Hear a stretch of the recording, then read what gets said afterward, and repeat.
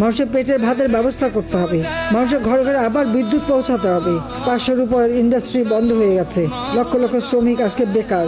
একে একে গার্মেন্টস ইন্ডাস্ট্রিগুলি বন্ধ হয়ে মেয়েরা সব বেকার হয়ে যাচ্ছে। আওয়ামী লীগ আমলে গার্মেন্টস রপ্তানিতে বিশ্বে বাংলাদেশ 2য় স্থানে ছিল, আজকে কোথায় নেমে গেছে? একটা ধ্বংসের স্তূপে পরিণত করে দিল একটা সুন্দর দেশটাকে। কাজে আমি শুধু আমাদের আওয়ামী লীগ নেতা কর্মী না, আমি যারা আজকে এই নির্যাতন সহ্য করে যাদের মানে জীবন জীবিকার পথে বাধা, সকলকে বলবো ঐক্যবদ্ধ হতে।